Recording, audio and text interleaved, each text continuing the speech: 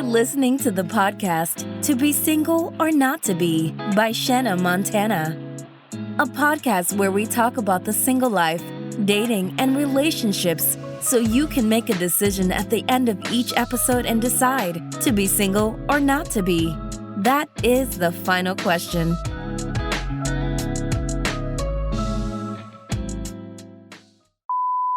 So today's topic is boundaries, deal breakers, and triggers.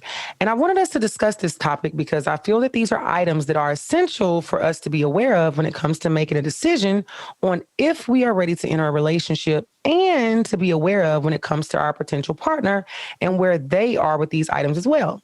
I really think that, so many times we enter relationships without knowing these things. And once the emoji hearts have left our eyes and the honeymoon stage is gone, we are left wondering, who is this person? What happened to the person I quote unquote fell in love with, allegedly?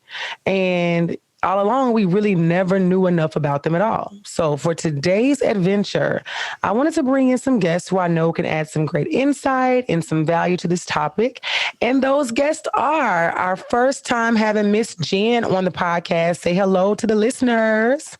Hi, everybody. So excited to be here. And we are so excited to have you. And up next, I think you all might have heard this young lady before. We have the Bulli experience. Say hi to the people. Pew, pew, pew. Can't stand you. All right. Now that said, we're going to get right into it. So I want to ask this question, ladies. Would you all agree? And we're kind of going to just, talk about these things as they come, as they are on led, as my heart leads me there.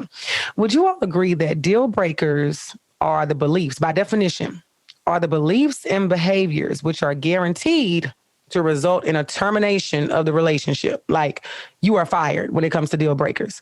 They are, boundary lines that cannot be crossed without a serious consequence. And they play a core role in establishing a secure relationship for us to have an awareness of ourselves and what we desire in a relationship. Would you all agree with that? Agreed. Yes, very much so. I pretty much break it down. So you all do think that, because some people will say like deal breakers are, I think sometimes people tend to get deal breakers and boundaries kind of confused. But would you all say that deal breakers are like the hard stops? Like, nah, cut it. You out of here. It's over. It's over for me. If you keep playing with my deal breakers. Yeah. Yeah, I feel like a deal breaker is a no-go for me. I'm done. I'm not answering anymore. I'm not engaging. Okay. A boundary, negotiable. It could be negotiable. I mean, I think in terms of what I call my boundaries, they could be negotiable. Okay, and we'll dive into that. Would you say, Bulli, you kind of feel the same way, deal breakers? Well, you know how I feel. Words are different for a reason, okay. So they're absolutely not the same word for a reason. That is perfect. Words are different for a reason. So absolutely, they're two different things. But yeah, like she said, like a boundary, I'm going to give you opportunity to adjust and correct. Yeah. And, depending on your credit, I may give you one chance, two chances. How many gold stars you got on the board? Yeah, like credit. You can buy a lot with credit. Okay. So if you got, like credit, I will maybe, at least discuss. I'll give you the benefit of the doubt. Depends on how much rapport we have. Yeah, say with a boundary, I was like, maybe you didn't know. Yeah. So I'm going to give you a chance to know. I'm going to give you the benefit of my doubt. Yeah, and do better. But a deal breaker, it don't matter. You couldn't convince me otherwise. I don't care. It's done. Like, I don't know. It doesn't. There's no excuse. It may not even be a problem. It may not even be even a bad thing. Yeah. It's just my deal breaker. It's my thing. Like, it's just my thing. Like, nope. It's over for me. So I get it. So my thing is this, since deal breakers, as we've established, they hold a lot of value. They hold extreme value. Why do we say that deal breakers hold such value, but then we don't hold true to them when it's time to enforce them? Oh, says who? No, I'm telling you, right? Like, put a whole man away. So in you all's experience, it seems that you all absolutely enforce your deal breakers accordingly. But I think as a society, we don't. So why would you all say that we say, oh, I got these deal breakers, I got these non-negotiables, you fuck them up, it's over, I'm done, and we stay. So why do y'all think that happens? People just like to talk. That's all that is. Like, hit dog holler. Like, people just be barking a lot. Yeah. Like, you know what they say. If you got to say it, then you not it. So, like, in what situations are you really just exclaiming your deal breakers, and why? Yeah. Why? Yeah. Why? Do you think that people so are deal breakers something that's kind of like in our back pocket? Like, or is that a conversation? I lead. Yeah, I lead. Yeah. I lead with it because there are just some things that I'm not going to be able to engage in. I think the older that I've gotten in this process now, granted, I'll be transparent. I was the human that I knew that there were some things that I was not going to tolerate, but I didn't have the conversation. Okay. Now, in my mature space and me trying to work on myself, like, I want to get that out of the way, conversation one. Otherwise, I just don't have time because I'm just not going to deal with it. But I do think, yes, I think maturity plays a role in your willingness to say, hey, this person might check all of these boxes. Let's say physically, I know his credit is together. I've done the Google search. I've done the deep dive. Yeah. But these other things I need to know about, I need to know about religion. I need to know about, family dynamics that maybe I can't find on. I know about your hairline, I need to know about your hairline. I need to know what your daddy looked like. If you got something, I need to know what everybody behind you looks like for what could potentially come for my life. But yeah, at 20 something, that was not what I was leading with. I was like, I can deal with this, but the same thing was keeping me up at night. Like, what? Right. What you doing? So tell me, you said you lead with that. And I think that's a great thing that the listener should absolutely tap into because there's no need in waiting, to the 5th or 6th date. So how is that going for you in your experience? Because I think some people, and we talk a lot about this, some people have a fear that, I don't want to talk about it that soon because one, they lie. You said people lie. People like to talk. And they say, well, I'm just having fun. And then it turns into more than fun. Or they say, I don't really care about that stuff right now. So for you to make the mature decision to say, okay, first date, first meeting, whatever, I want to have this conversation with this person. How has that gone? Have the people received it well? Have you gotten pushback? Or, what's that look like for you? I think probably a little bit of both, right? I think a little bit of it depends on my approach. In that moment, right? So am I tapping into my counselor mode and just asking 20 questions and seeing where that leads us? Or I'm a person that I got to, if it's a hookup situation, right? If somebody's saying like, hey, Jen, I want you to meet this person. And, I have my litany of questions that I need to know, right? Does he love his mama? Love God? Does he have kids? Like there are a list of things that I ask that person that knows me. And then, I'm pretty straightforward. Like, I think that you can religion's a huge thing for me, in terms of non-negotiables, right? Like they're just some things I think that you go down the line that I'm just not going to engage with. Right. So I can ask that indirect question. I think that I also am in this journey of trying to put myself out there more. Okay. And dating in 2020 is different. Dating in this century is way different. Dating. I think it's a mixture of both. Okay. So I've had people that are okay, but I think that also leans into their maturity level of, are they ready to engage with me and their willingness to answer some of those questions. Like, I'm not really waiting. So if I'm scaring you off by, what is your relationship with God like, then that means that we don't need to further engage in this dialogue. Yeah, you need to skedaddle, so you got to go. I don't know where you gonna go, but this ain't what we're gonna be able to do. Don't pass go, don't get $200, go straight to jail. Nah. You need to go, but you don't. Not this. So, Bulli, has that been your experience? Kind of like first date, jump out the window, start asking the right questions? I don't take habit of like surveying niggas. Like I don't do it that way. That's not necessarily my approach. I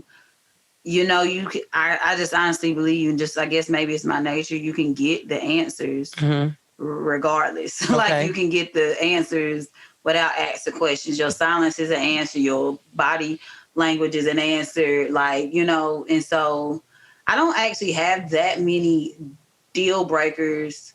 A lot of things are contextual. Okay. But I gotta hear it in context on something. Some things. Some not. But like you said, as I get older, I definitely actually have a little bit more deal breakers, a little bit more boundaries. Right. But it's not even me asking postures. Like, for example, posture is a deal breaker. I can tell from a mile away. Yeah. Like you don't even gotta really say hey. But by the time you say hey, I'm just like, don't worry about it. I'm gonna hit you like the next bus. It's next. It's another okay. One like I'm gonna have to get you like that show. Like it's automatically, but I do like God is a big thing. Okay. Like if you now. Again, I am who I am, but because I love God and believe in God the way I do, again, it's still contextual. Like you could have been hurt from religion, so you may be distant. So I'm not going to say no. Right. But if you say, I hate God, I don't believe in God, and that person is not real, well, that God is not a person, but if that God is not real, one of those things. Yeah. Then, okay, that would be a deal breaker, but I'm not going to ask you. I'm not going to ask you. I am going to talk about my God. Yeah. I bring God in every conversation, right. friends and otherwise, because that's a deal breaker for a friend. Yeah. If I can't talk about the thing that is always with me, period. Yeah. Like, then you don't need to be with me. Or you don't need to be around because I'm always going to bring up my God. Yeah. I'm always going to bring it up. So it's more or less not asking questions, but I present myself very fully, and I present myself in ways that I have found and other things that, with experience that like, okay, some people do not rock with this part of me. Yeah. Like some people do not rock with this. And that's okay. So, and so the more information I get from there, the more upfront I am in the future with other people. And I'm like, no, this is who, I'm going to just tell you who I am. Right. And then you can make a decision. Exactly. You can make a decision. How you want to move. And so consequently, like some deal breakers will come up, I guess. Yeah. And I'm not going to say, oh, this is a deal breaker for me. I don't use that vocabulary unless it's God. I will say that's a deal. That's a flat out or pedophilia. That's a deal breaker. Why would you even be in my room? Well, yeah. Right. Why would you? Obviously. That's a deal breaker. But outside of that, I'm just going to present myself. Yeah. And I'm going to hear what you have to say about that. And I think it's important for you to say that because I think the listeners need to understand that, we're talking about deal breakers and, we're going to get to triggers and things like that, and boundaries. But I want people to understand it's not about walking up to a person and saying, hey, my deal breakers are this. Like, Exactly, yeah. like you giving them cheat code. You tell them what you don't like. That's like, if you having sex with a nigga and he say he love you, he'll tell you anything while he in the pussy. You know, so it's like if you believe in that, then you got to understand that if you tell him these are the deal breakers and you give him that code, he's gonna know. Like, yeah. He gonna tell you what you want to hear. They gonna know how to hurt you. Exactly. So it's like, don't believe that. So it's all about in this conversation understanding what all these things look like, but then knowing how to deliver them and having an understanding when you encounter somebody, like you said, I may not have even said 2 words to you, but I've watched you across the room and I know how you're moving to know, you walk like a deal breaker. So. Right.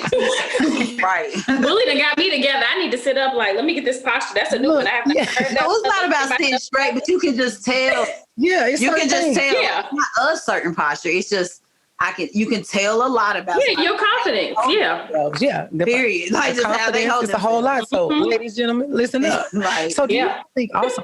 I think one of the things that stands out when it comes to not holding true to deal breakers would be like the fear of being alone. And I want to know, like, why do you all think people look at being single like it's some kind of disease? I think being single. It's tons of fun. Sometimes it's lonely, just being honest, However, why do people have such a fear of it? Like, don't want to have a minute by themselves. We know those people that are relationship people. They always got a man, always got a girl, always got somebody, even if they're not in a relationship, despite how they are being treated, So what is that? Why do y'all think people fear being alone? Insecurity. Tell us more. I'm telling you. Yeah. That's just all boils down. And probably something childhood, everything. Okay. To your childhood somehow, some way. But it is, like you said, like, it's not always fun. Yeah. Yesterday I had the glimpse. I was like, dang, when I had to drive myself to the doctors, I was like, oh man, I don't like this. Like, I want somebody to drive me. I was like, I'm too strong. I don't want to be nice to have a companion right now. I was like, I want to be weak right now. I don't like this. So there are some downsides, but you have to hate yourself to feel like you need somebody all the time. Yeah. Like, you know what I'm saying? That's just the insecurity. Like, why do you feel you have to be inadequate? And then why do you feel like you have to take certain things that are not of your worth just to be with another human as if you wasn't human already? It goes back to that insecurity. So do you think people need to and I would say maybe Jen, you coming from the therapist side, do people need to tap into that more to understand? Because I do think it's insecurity, because if you have that fear of being alone and everything else that Bulli just said, do you think that goes back to people needing to figure out where that stemmed from so they can work on it? Yes. I in the past couple of months have felt like this, and as a human that knows what therapy is supposed to do and all of that jazz, like kind of going on this journey for myself of feeling of what I'm supposed to be at this moment. And seeing a lot of my friends that are single in this space of where we dove into work and some other pieces of our lives. I mean, I think that if you're not able to tap into that part of you that maybe is consistently longing for someone else, I don't think that I can search for someone else to fulfill something within myself that I got to figure out. Right. So like I have this new thing now, like if you're not in therapy, like we don't need to talk about it. Right. So I think, and I don't know if you guys have had this experience, I think over the past couple months in the pandemic, all of my friends, I mean, collectively have been struggling. Like from a relationship space of just really struggling. And I'm like, sis, like to myself, like, we good. Like I can go in. Like their biggest struggles, like the fact of being alone or in their relationships and being in the house more. Like what's been the biggest struggle from what you've gathered? I think a lot of humans, but wanting to be alone, right? I think that if I put my two friends in these two categories, women that are single, and even some of my male friends that are single, and they have the capacity to kind of decide what and how things are going to happen in their lives. But I also think those same people are very self-reflective, right? They've done a lot of work to figure out in themselves, like, what are the things Bulli talked about yesterday, right? Like, I want to feel, this is a moment where I don't want to be the strongest person in the room, where I don't want to be that person. I think that's self-awareness. Yeah. So she is very clear about seemingly, right, the moments in when she would want to have a companion and the ability to say, hey, there are moments when I don't necessarily need you just to go out for a drink or just to sit here and read a book, but they're literally people who don't want to be alone with their thoughts. They're people that don't want to have fun with themselves. I had a friend that said to me a couple years ago, I thought it was probably about 4 years ago or so now, she was going on a trip and she went by herself. And I mean, at that moment, it was very perplexing to me, but I was a person that was running for myself. Right. You're like, why would you go by yourself? Yeah. What's wrong with you? Like, I need turn up time. I need to get all my friends. But not being alone with your thoughts and with who you are as a person, people like that, I don't know that you can really be in a long-term committed relationship with someone if you don't know, we're going to talk about triggers. We're talking about deal breakers and boundaries, but I don't know that you can set those things if you don't truly know who you are as an individual. Right. And that's a lot, because if you don't know who you are as an individual, I think, therapy, I think before 2020 had become more prevalent and more of us are going, but I just still think it's a lot of people that, they don't know how to sit with themselves in their thoughts. They may not know who they are as an individual, and they still don't realize that therapy is where they need to be. They still don't realize 100%. Yeah, they 100%. Still don't realize that the next step is tapping into myself. But a lot of people think their significant others is supposed to be their therapist. Yeah, speak a word. That's a word right there. So that's a word. Half the problem. Yeah, my therapist needs to be the person I'm dating. Yep. Just because I'm introspective don't mean I'm your introspection. Yeah, come on. We had this conversation with someone talking about, what a relationship looks like and the capacity to that. And it was a red table talk I think I listened to. And they talked about, what love is in marriages and long-term relationships and how basically it is two people, bringing your stuff together, but also recognizing that you got your stuff and I got my stuff. So even though we are partners and we lean on one another, I cannot be your 100% person for everything. That is what a therapist is for. I can't be all of your everything and you can't be all of mine. But it's so easy, I think, for us to get in that space where we feel like, well, can't you just do it? But no, the partner cannot do that work for you. And I think I've been in a space before where I've been guilty of wanting that. Like, it's easy if you have a great partner and that person is so many things. You're like, well, can't you do this healing work for me too? Heal me. Bulli said it earlier. Bulli said it earlier. She was like, and I'm paraphrasing here, right? But it's almost like giving you the code to hurt me. So if I'm going to come to you with all of my baggage and all of my issues, and I do think geography, upbringing, all of that plays a role in this conversation, but I'm bringing all of my baggage and all my stuff, I'm also giving you a license to have all of the things that are my triggers, that are things that if I say are my boundaries or are my deal breakers, and I've not held true to those things, you know, that's a license and an opportunity to open up a little bit further and do with what you will or may with it. Yeah, a license to kill. I'm telling you. You already got to have that trust established. Like, we already going to have to be able to lose just as much on each side before you get all of that. Like, that's what I'm saying. Like, that's more like a boundary situation. Like, once you got that far to already trust somebody. But when it's like deal breakers, you can tell them from the gate. Yeah. You know what I'm saying? You don't even have to go that far. You already know you can't be trusted with the deal breakers. Yeah. Like, if you break my deal, I already know I can't trust you, so I already know. Yeah. Good. Yeah. I don't got to tell you. I ain't even got to. I can use you for what you worth, or I can not use you at all. Yeah. And that's fine. But, like, once people are not your deal breakers, that's when you get into those boundaries, and then already get into that way that you can trust people to inform them of your boundaries, because I feel like that is more scary. Yeah. Because that's when you get into those. You do, because that's like, I got to sit you down and tell you, hey, this is what you cannot do to me. You know, and I've let you in, because a deal breaker is things that, it's kind of like some things are surface level. You're not coming in, but once you get in, you cannot cross this line. And you know what Charlie Murphy say is some people that are habitual line steppers. So if you come on, play that game. I didn't know he said that. Yeah, he said that. Habitual line steppers. You want to keep crossing. They live to try you. Yeah, they want to live. Basically, they want to keep trying. And then that's why you got to tell them already. But that's why, like she was saying, it's very important for you to know yourself.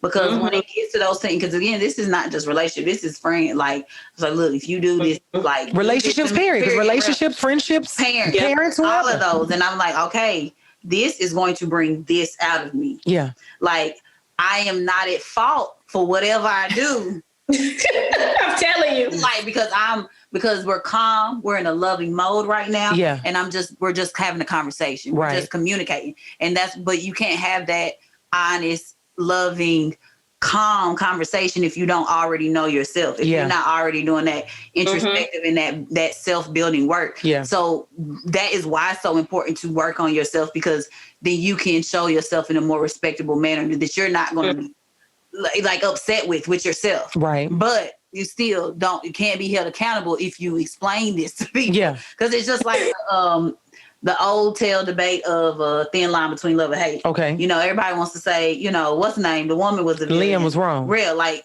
but I'm like, but she set them boundaries. Yeah. Like, she set those boundaries. From the get-go. She said it very clearly. This will bring this out of me. This will do this. I've been abused. If don't hurt me. If this is what you're going to do, this is what this is going to be. I know this because we can't change things about our innate personality. Yeah. But we can control them. We can understand them. We can know the triggers. Yeah. We can prevent them. The more we know, the more we can prevent, the more we can fight, the more we can do these things. But you can't necessarily change innate personality. Right, right. So when you get to a point of trusting somebody and you're opening up with them and letting them know them boundaries, it is up to them, if they love you, to not cross them. If they love you. If they love you. That's big.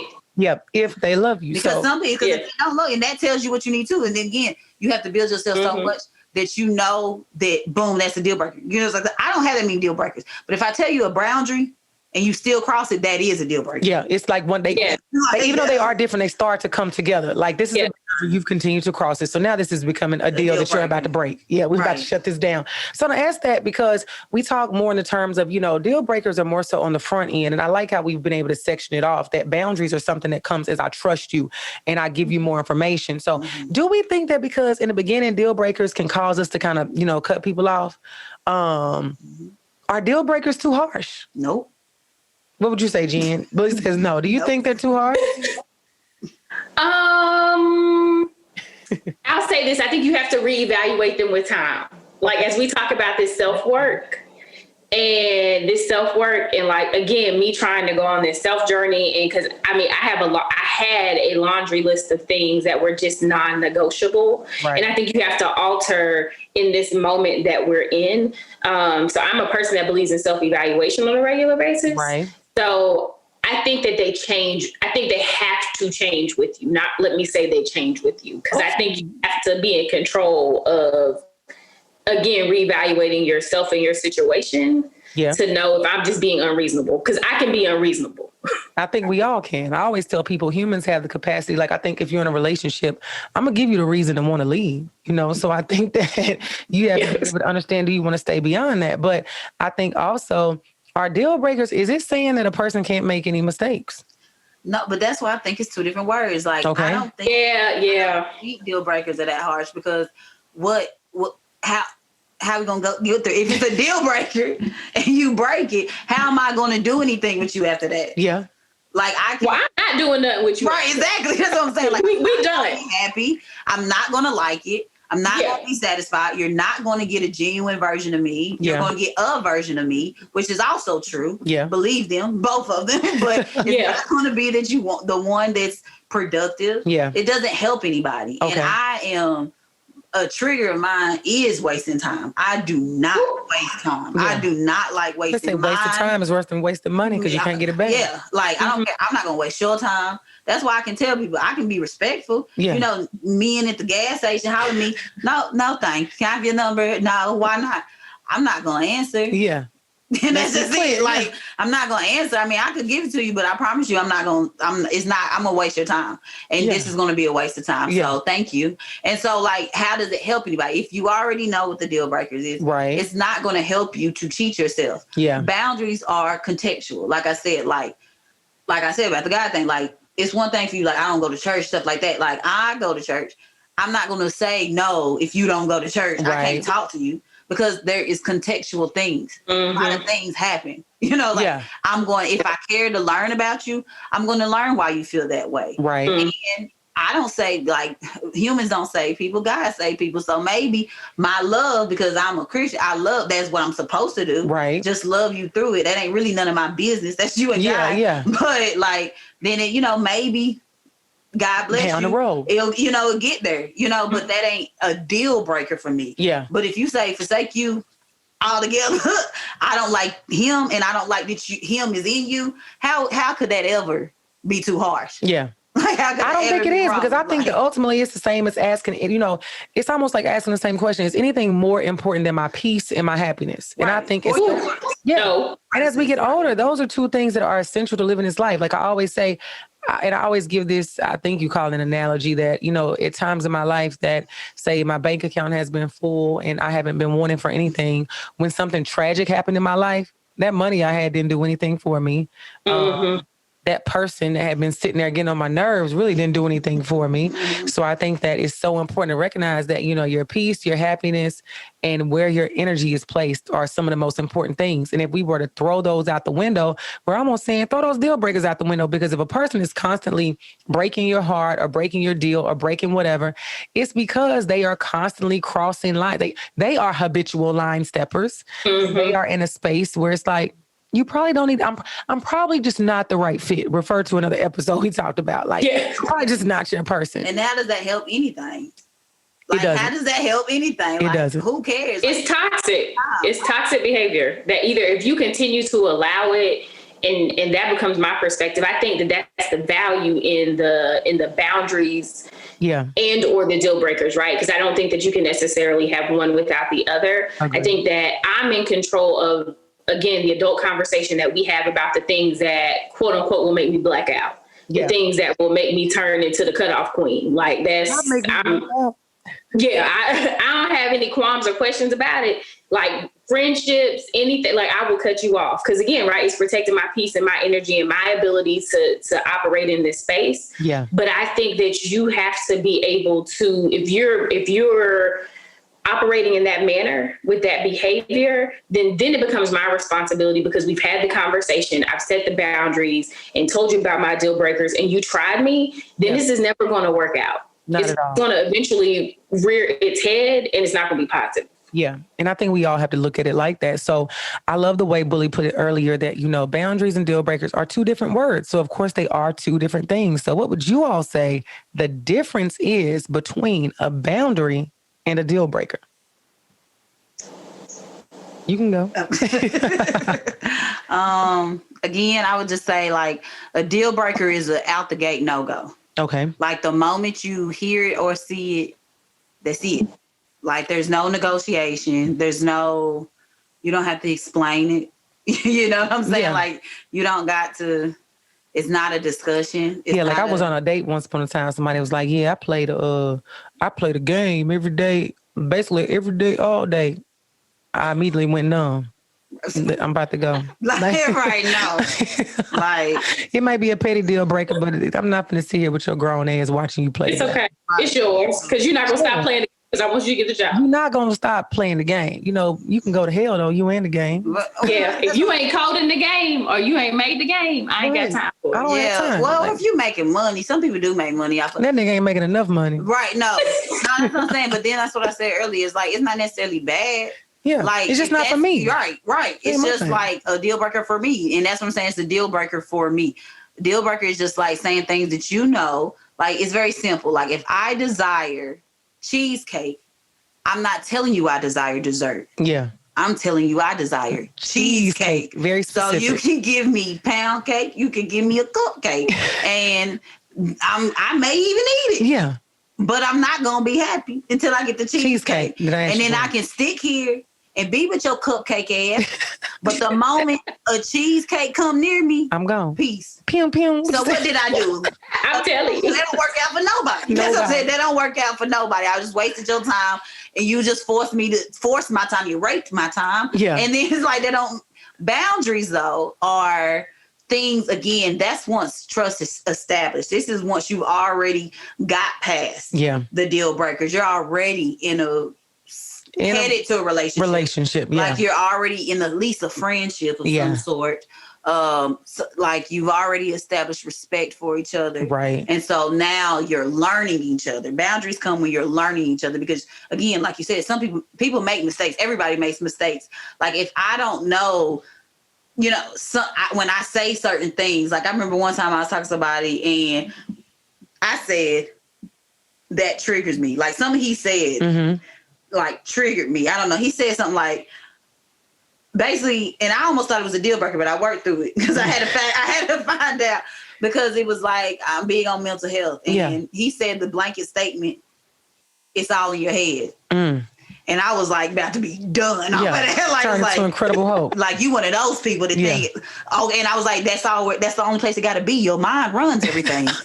That's the only place it got to be in my head. Like, dummy. That's where the destruction happens if it's in your head. Like that's where it matters. Your mind control everything. So like having that conversation, I was just like, because I liked the person, I was like, you know what? Let me try to be calm because this is the first time we ever like had a mental health kind of conversation. So let me give him the benefit of the doubt that he doesn't know better, because you do have to remember that nobody knows what you know, or everybody doesn't know what you know. So some people just haven't got there. And sometimes it is just your responsibility to teach people better. Yeah. You know, like they don't know it until they interact with somebody. Right. So I was like, you know what? I probably don't, this is probably a red flag, but maybe I'm supposed to stay just a little bit longer to educate. However, I may need to just stay a couple of more moments. Teach you something before I go. Yeah, teach you something before I go, because it's a little bit of a red flag. But then he was like, somebody saying something is a trigger for him. Hold on, say that again. Like when somebody says, I'm triggered, he gets into this defense mode. Why? Like, that was a trigger for him. And because he was like, you initiating the fight. And then I guess he's like, because it's one of those words that just came about in the past couple of years. People so he's like, it's just like got the vocabulary for it. Now everybody thinks it's a made up. I'm telling you. He was like, just people say it too much, and people da-da-da, and da-da-da. And you know me, anybody who knows me, I was like, oh, so you don't even realize. You think I just say words for fun? You know me. Like, anybody who knows me knows I'm very particular with my words. I don't mix up words. I say, I'm not just talking. So people just be talking. I'm not just talking. Very intentional with my words. I say exactly what I mean. Right. So like I was like, oh, you gonna have to learn that about me. This ain't no flash word. I knew these words before they came out. not a flash word. Like these ain't one of these words. But we did reach a conversation because we was like, okay, so we didn't hit these boundaries. Yeah. Because again, we're learning each other. We're already at the state where we've decided we're going to learn each other, and our intention is to respect each other. We're not trying to hurt each other. I was like, okay, so if you're not trying to hurt me, you can't say certain things like that. Yeah. And that did upset him. Now, you know, he probably a narcissist. But right, let's go back it's probably a narcissist. But you know, he didn't even like that. You can't say no, but you can't say these things to me. Like, so he didn't like you telling him how you could not talk to you. Right. Yeah. Oh, okay. That's what right. So and deal breaker. Right. But, yeah. I'm telling you, let's go back there. Yeah. Like deal breaker, red flag, but it didn't come until we started discussing boundaries. That's why I was saying, like, some deal breakers don't come until certain boundaries are reached. Like, because I wouldn't know that first off. I wouldn't know first off that you felt that way. That I couldn't tell you something. I couldn't tell you how to talk to me because you've been talking to me fine. Yeah. So I couldn't say you've been talking to every other bitch like this for 20 years. Yeah. And maybe, but I said, as far as I know, from the evidence I had, you haven't been talking to me any type of way. And he wasn't talking to me crazy. It's just like, I was like, you just can't say certain things to me because this is going to do this. Right. He was like, well, I don't like that. Okay, cool. So I'm going to say, so I did rephrase it. I won't say you trigger me. I'm going to say this hurts me. Right. Now how you feel? Oh, well, now I don't want to hurt you. Okay. So even though it's the same word. Written all over your face. Yeah, right. Even though it's the same exact thing. Yeah, it's like when you in the English class, they like, you got to find a different way to say it. Or right. Say it forwards to backwards. And so I had to change the palette a little bit. Yeah. The red flag had already been dropped. As the bull speaks, the flag had been dropped. The flag was already and I already realized what was going to happen. I already seen the end. Yeah. Then. I seen the end then. But it was still like it still was a difference between a boundary. I had to establish that boundary, and I had to learn that boundary could be crossed again, because even though it was corrected right then, it was still said in the answer. So say your answers, you can't just take an answer from what somebody says verbatim. Right. You have to take how they say it. You got to read in between the lines. You do. Tone, how fast it took them to say it. Right. All time, like how slow it took them to say it. All of those different things. Did they take it seriously when they said it? Like what was all of it? What was that context you talked about earlier? The context, the face, all of that things. You get your answers through so many things, and I could tell by the answer, although the words were satisfiable to continue for a couple of more weeks. Yeah. I already got the real answer. For a couple of more weeks. I got the real answer. And the real answer was, you actually think it's okay to cross this boundary. Yeah. And that's what I'm saying. Like, you may change your words, but you think it's okay. And I think it's important for people to hear that. Like, if a person thinks it's okay, and based on what you've told us, he absolutely thought it was okay. Like, you reworded something you said to him. He said, okay, now I don't feel that way. Bullshit. Like, you still, at the core, you still feel that way. You think it's okay. Yeah. And that is the deal breaker. You think this is okay, and it's not okay. Yeah. So you think playing with me is okay, and this is where it stops. Right. And I think that's what a lot of people have to recognize, because I think even if we break it down further, really, like, I think a boundary is like a parameter or a gate that we put up to protect ourselves. There's something here so you won't hurt me. And I may not leave you over crossing the boundary immediately. However, with a deal breaker, you got to go, because I don't really got no trust in nothing invested in you most of the time. So, Jean, what would you say, when it comes to boundaries and deal breakers, now that we've established and talked some about what they both look like, how can applying, both of these really empower people in their relationships to have success, since that's what we're talking about? I guess I would probably say grace, right? I think it's the determination about what do I want to tolerate or engage in, and what do I not. Okay. I think what you said was really, really true, right? A boundary is exactly what I think it comes in most people's minds, is like a protection. So like, what am I trying to protect? Yeah.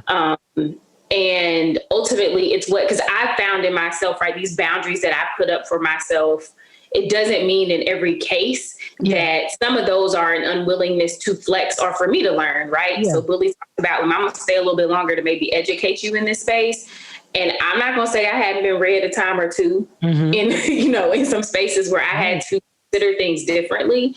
So I think that, again, while they're very different things, I think that depending on where you are in the relationship, where you are in terms of, your self-awareness journey and what you're willing to deal with or not deal with, I think they have to be both crucial parts of the determination about where you're going in this situation.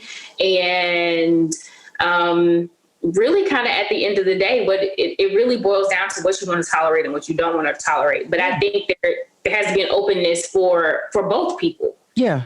Because my way doesn't mean it's right. But it might not mean it's right, but some of it's my way. 100%. Because there's just some things I'm just not going to do, right? Because at my age and at my moment and at my self-discovery journey and air quotations, right. I know what I'm just not going to do and what I'm not going to budge on. And more people have to get to that space. I think a lot of times when you are 30 plus, you're very fortunate if you figure it out before you turn 30. But I think a lot of people they need to get to a space where they understand that you don't have to tolerate bullshit. You don't have to tolerate a lot of things. And you can still find your person, even if you choose to not tolerate those things. And I want to ask, like, how do we get to a place where we're comfortable with applying boundaries and deal breakers and not be afraid to implement them in every situation that we encounter? Because I think, people reach a place where they choose to, I would say with age, a lot of times maturity, we will initiate these conversations we're talking about. And hopefully it's received as we desire. But many times it's like, in the back of our mind, like you talked about, Bulli, I believe earlier, you may encounter a person that's saying certain things where you maybe the situation with the trigger, you tell somebody that triggers me and they say, well, when you say trigger, it triggers me. And then we kind of go into a shell and say, okay, I won't say that again, versus trying to teach them. Or you encounter somebody that the deal breaker, and this is, some may say it's petty, but, playing a video game, they're like, well, he don't play it that much. He only plays 6 days a week. 6 hours a day, so we in our own minds sometimes kind of make concessions for people unnecessarily. I mean, like sometimes without even having a conversation with a person to figure out if they're willing to make those accommodations for us. So I guess I want to get back to asking, how do we get comfortable with the place of implementing these boundaries and deal breakers without fear driving us? Because I always say everything we do is out of fear, out of love. And I think a lot of times we don't implement the things that we need because we are afraid of what the consequence will be. I think it's interesting you said out of fear, out of love, because those are very opposite. And one is God and one is Lucifer. Mm-hmm. So that same person, I had a whole debate about them, and it was another deal breaker about fear. Like you can't let fear motivate your moves, and back and forth with no, fear is good, fear is good, fear is good when if you jump off this cliff that you're not going to make it because you're fearful and you're not going to do it. But that doesn't mean everybody else can't jump off the cliff. I mean, you can. Or I could just say, I love myself enough to not want to jump off the cliff. But if you're fearful, it's not going to work. And that's fine. So that fear is okay. Yeah. But that's not what we're talking about. Right, that's not what we're talking about. Like not you can't move out of fear. Right, you can't. That is a false emotion. Yeah. It is emotion. It is not an action. It is something temporary. Yeah. So the moment that the fear is gone, then everything else changes. It's not certain. Okay. And so when you're moving for love, love is certain. It's two different things. So you just really, I would just have to beg the question again. Like, so what do you get out of it if you're only moving out of fear? How has that worked? How? I would beg to say in my own experience, it hasn't worked because many times in relationships when I didn't speak up for myself out of fear of upsetting the person, out of fear of the person leaving, out of fear of being alone, I was the one left miserable. And eventually it reared its ugly head. Always. It always is going to show up. So ultimately it becomes the person's choice about if you continue to make concessions or continue to bottle up your real feelings or emotions or your willingness to speak up for yourself in that moment. Right. It might not show up until you have a kid and you married for 3 years, but it's going to eventually show up. Always. So it goes back to our initial conversation about what does that self-awareness look like and your willingness to know the difference between a deal breaker. A deal breaker means we're done. Like, I don't want to hear anything else that you have to say about, we talked a lot about God, like either you believe in God or you don't. Right. Right. There's a difference between believing in God and your willingness to go to church or, what that relationship looks like. Right. But for me if you talk about dating online, right, there are different dating apps that you have the capacity to say, this is what I believe in. And they're humans, a person that says that they're an atheist, that I don't need to engage. Yeah, I don't. Right. That's a deal breaker for me. So I'm not engaging. It's just like a boundary. And I see a Trump flag. I mean, obviously. Exactly. Like, obviously, we got nothing to talk about. We got nothing in common. It's over before it started. hard, fast line. Like that's what people need to remember is that is what a deal breaker is, right? That is you are very clear about what will or will not happen in this situation. Yeah. A boundary is a different experience. It goes back to the conversation earlier about, okay, well, you didn't say that you didn't love God. You just said that I maybe don't believe in organized church. I maybe don't believe in the perception I have to go to church and sit in a physical building to have a relationship with whomever. Right. So that's a different conversation. And that's a conversation that we're having and really getting to know each other. Yeah. Right. Yeah. Right. That's what that is. So I think that at the end of the day, as you're evaluating yourself and your relationships and your situations and really, really evaluating, right, your deal breakers and which are your non-negotiables. Right. I'm done. I have fallen into the cutoff queen. Yeah. There's nothing for us to talk about. I have blocked you. We are done. We have nothing else to talk about. I never knew you. Or the boundary. I'm gonna let you go a little bit further. Yeah. and then see where it goes. Yeah. And we make a move from there. So I think on that note, we will be right back to talk about what our deal breakers and what our boundaries look like, because I think the listeners need to know.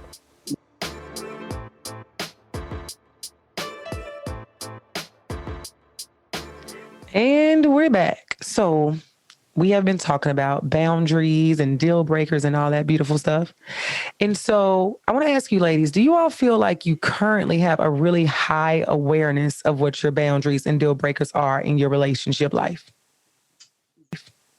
I'm real in this evaluation moment. So I'm like, no, I think my deal breakers, I'm very clear, but my boundaries, I'm pretty open to the fact that I'm not. I think most people would say that I think I'm always right. But in my current stage, I'm like, nah, you don't know anything because it's not worked until now. So I'm kind of open in the boundary space. Girl, what's your zodiac? Scorpio.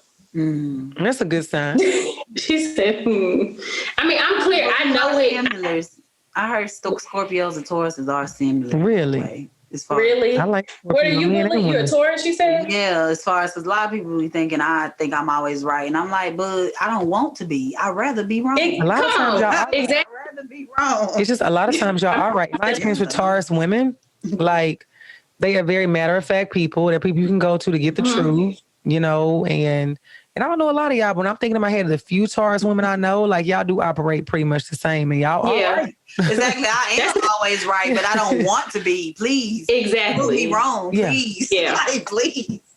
Which would explain my current situation where I'm like trying to be, I guess in my brain, I'm trying to sit over here like I'm trying to be like really open, but I know what needs to happen, but I know, you know me. I know. So, Bulli, since you said you had some things written down, you know, we're going to talk about sharing what some of these deal breakers or boundaries are. So let's talk a little bit about what your list looks like, because I think the listeners, you know, we've given a lot of context, a lot of information. I think it's always helpful for people to hear, like, oh, that's a deal breaker. That's a boundary. I had never thought about that. Or maybe that's mine too. So enlighten us. I've only wrote down deal breakers because, as we said earlier, I'm not giving you the code book. Okay, not give you the cheat code. Yeah, these are things that you couldn't bypass if they're not you, regardless. Okay, like you couldn't fool me. Right. Okay. on deal breakers, it's going to be obvious. So what are some of those? You couldn't change yourself at all. Not respecting my boundaries. Okay, is the number one deal breaker. As it should be. That's fair. Coming at 1.5. Unintelligent dummies. People who are intimidated by intelligence. I concur. You said coming in at 1.5, not even number 2. No, not even number 2. It's right there with number 1. Because I can tell a dummy from a mile away and I'm already done. I want no parts of it. Or if you're upset that I'm smart, why are you upset? Oh. Because I had to get into that. Because when I was younger, I would like dim my intelligent life. Come on. Because of just how like egotistical men and how like just, and it really wasn't even just men. It was a lot of white women, really. It was like workplace surprise, stuff. Surprise. Like, right. It was really just like workplace stuff, like you intimidate because I'm standing here. Like, like, why am I intimidated? Because I said, okay. Like, right. You know, so I did have a moment of dimming my light in those types of way, or just because I would want to be submissive. I'm not submissive now, but I have every plan to be that way for my husband. For the right person. So I would sometimes do that too prematurely. Okay. And like try to, disillusion myself into thinking like, if I'm a little bit more quiet, or if I don't make him feel stupid, maybe it'll be better. But if you stupid, you stupid. And I can't help it. So I can't help it. I do nothing for you, sir. And so I'm very upfront with that. I'm not when people say men like, oh, you're very intelligent, I'm smart. I know. Thank you. I'm glad you're okay with it. I'm glad that's you good. acknowledge it. Yeah. You're right. I'm glad you're okay with it, because if you wasn't, it would be a problem for you. So, number 3. Okay. Or number 2, spending hella money on their broke homeboys. Okay, so tell us more. What do you mean by that? Because those types of men just really give me gay vibes. Okay. They probably are. I think everybody's gay until proven innocent anyway. So. Exactly, until proven straight. Until proven straight. I said gay until proven straight. And from my So you mean in the club, they got the one dude paying for everything? Just their habits. I just never have seen that work out in a positive way. I've just never seen that be okay. And usually what's that normally look like so people can identify? I mean, they just don't have any money for anything else. They spend I don't know. It's just, they just for me, it's not that you're nice. Yeah. It's that you have your priorities fucked up. So you got the one dude, you got 6 dudes in Vibes in Nashville. Right. And the one dude buying the drinks, paying for the hookah, doing everything. Yeah. And I'm glad you got money, but what these other niggas doing? But your priorities are wrong. Yeah. And then it's a bad reflection of me, because, for example, it's not necessarily a deal breaker at this age, but kind of I look at you. If your exes is ugly, I told you this before. Yeah. If all your exes is ugly, I don't want you, because what does that say about me? Me, you think I'm ugly too. Exactly. That means come on. I know you got a type. I need you to exclusively only have bad bitches. I'm sorry, exclusively. So because I'm a bad bitch. So let's be clear. You ain't gonna have no uglies in your pants. No, I can't do it. Run it. Can't do it. Tell the DJ run it back. So it's the same thing for me. With people who men who spend so much money on their homeboys. Mm-hmm. We as women, we pride ourselves as having somewhat of a equitable circle. Yeah. Everybody's doing good. Yeah. Everybody takes care of everybody. We kind of do our thing. Or at least, take care of yourself. Yeah, take care of yourself. Or I mean, in a sense, sometimes we may go out I got around, you got around. We got everybody can compete. Everybody can play at this table. Everybody can play the same game. Everybody that's at this table deserves to be here. So if you got homeboys at your table that don't really deserve to be there, and they're not, and at this age again, they're not coming up to you. Yeah. That means you make bad choices. Right. So agreed. It's not that you broke, because obviously you're not broke. Right. It's that you make bad choices. Yeah, bad financial. Bully, you said a word. So it's and you don't judge people on their cars, you judge people on their choices. Yeah. And how they play that stuff. And I'm going to use my better judgment. And so I know, so even though, like I said, it's not that you don't got money, it's not that you nice. Your friends, yes, if your friends are on some hard times, but when it's men, they be doing something different. Them men, they're because we don't do that. No. If our girls are on some hard times or something, you can stay in my house. Yeah. You're trying to get out of a situation. We do stuff for people. Yeah. But we don't live for people. No, we're not out with our hand out. I'm just gonna stay home. And then you also are an enabler. Yeah. That's another thing. If you're doing that, you're an enabler, because you're saying it's okay for you to be broke because you have me. And you're probably enabling in some other areas too. Right. You're okay with a lot of things because that's your homeboy. That means you don't have boundaries. You don't have a stop. And so that's a deal breaker for me. You don't have boundaries. If you don't have your own boundaries, because how can I come in and I see what's going on and I try to get you to implement the things that I think are not right in this situation? I'm not in the game of changing you. It's a deal breaker. And I'm not trying to police. I'm not trying to police you either, or your money that. Yeah. And I'm not gonna tell you not to do it. I'm just not gonna deal with you. It's a deal breaker. Because you've broken the deal. because what can I do with that? Use you. Yeah, that's it. I'm gonna be standing in line with your homeboy, my hand out. Because if this is what you're doing, this is what I'm trying to do. Give me some money too. Have some own personal collection plate. Right. Yeah. And you should, but really the problem is most of them boys that do that, they don't even be spending money on a girl. That's what's crazy. Spend it on They don't even be spending it on their girls. They just spend it on their dudes. Gay until proven straight. So gay. Asking for money, obviously, that goes right in there. I ain't had that since college. Nah. But PSA, niggas are still out here asking for money. I ain't had that since college. Where they do that ever. Yeah, niggas. You already know. Ask me how I know. They will ask for a lot more than money. Let's be clear. Yes, all of that. Niggas are broke these days. Will you buy me these shoes? Will you buy me this PS5? No, what?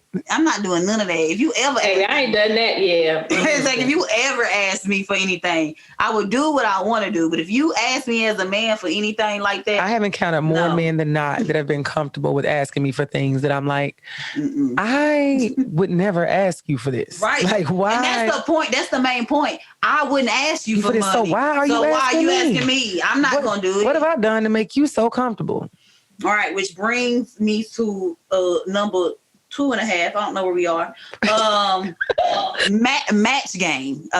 Not being a match game is a deal breaker. Explain, what's that mean? So you got to own your own car. Okay. You got everything needs to be in your name. Yeah. Your own house, your own place. So like, would I rather you have way more than me? That's fun. Right. But you have to have at least as much as I have. Like I always tell people, like even with the whole thing about being equally yoked, it's not about at the end of the day everything being exactly the same, but we need to be able to complement each other in a certain way. So that makes sense. Like, yeah, you need to have a vehicle, have your home, have things where like I'm not having to fill that gap. Like one of my friends used to always say, I don't want to be the first person to show you or introduce you to anything. Like, I don't want to be the first person to take you out the country. I don't want to be the first person that goes with you to buy a new car. It's certain things that I need for you to have experienced or have already put your hand in without me. You know, down the road. So like we can go to a new country together, but not your first. No, you might not know how to act. Like, please don't act like you ain't never been nowhere. That's what I'm saying. Oh, I ain't never had. One time, and it's probably because I be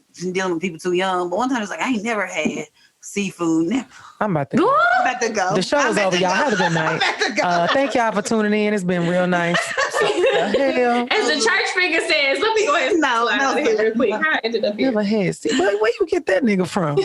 I know.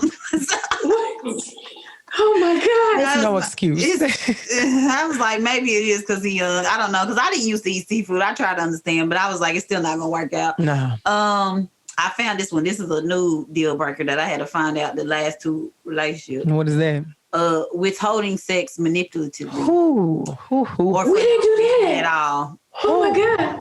I do not. Shayna, this is Shayna's ghost. She has left. I didn't realize it was because it never came up before. But now, because I've heard men talk about it like from the beginning of time, like how, women would make men sleep on the couch if they felt some type of way, or they was, just in TV, you see it all the time. Yeah, like how women withhold sex, stuff but not like knowing that. that men do the same shit. Yeah, and I didn't really feel like it was right then when I was seeing it on TV. I was like, but I was a kid. I wasn't in no relationship. I didn't feel like I had no opinion on it. Yeah. Until it came. Head on. The dick slapped you in the forehead. Nah, this shit childish. I was like, this shit is childish as hell. Like, no, you will not withhold sex. So how did the person like say it, or did you just like kind of figure out like we're not having sex? They must be withholding. Like, how did that kind of play out? I gave them like 2 chances, and then they but they wouldn't leave me alone. So that's how I knew it was manipulatively, because it was like, you keep on using me for these therapy purposes. You keep on taking my time. Yeah. You keep on using me for I'm worth. But you won't fuck me. I was like, now come on. I'm not your therapist, so you need to pay me. Yeah. In sex. Yeah. Like, it's something else. You know why I'm here.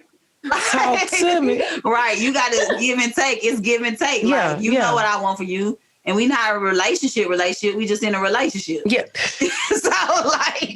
So you know what we based on. You know what's going on. So it's manipulation. Yeah, and you're trying to use me without giving me stuff. Yeah. And that's not cool. Not okay. It's like, especially if we've already established that this is what we do. Yeah. Like, because if I'm your sex partner, I'm not going to say no sex and expect you to stay. Yeah. Like now, or expect you to not like go out and get it from somewhere else. Like, who am I? Like, it's pussy made of like semi-gold, not 1,000% gold. Right. That's what I'm saying. I wouldn't do. And so all of my boundaries again, like, it's because I'm not. All of my boundaries are things I also wouldn't do to others. Right. So, as it should be. Yeah, like my deal breakers, they're not. I'm not going to do this to you. Like, if I'm saying, if I said, if we're in a sexual relationship and I say I don't want to have sex no more, I don't expect you to stay, and I'm not going to tell you to stay. Yeah. It's okay. We know I'm what fine. it is. It's over. Yeah. It's okay. Because I'm not going to give you what you expect, and that's not fair to you. Right. And that's just what it is. So, like, anything I would say is a deal breaker. It's because I'm also going to offer. So it goes back to that match game. I'm not going to ask anything out of nobody that I'm not going to do myself. Right. Bad sex. Like I said, that's a boundary. Let me find out. You just stop. Let me find out. Because I'm gonna cheat on you. What constitutes bad sex? One rule. What's that? Don't come, don't count. So Megan say it never happened if the dick wasn't slapping. It never happened. So like right now, like what is we doing? Don't come, don't count. I like that. Don't come, don't count. Like, so what is we doing? Just taking bodies for what? Ooh. Like, what is we doing here? Ooh. And then what am I going to do? Because I'm not going to marry you.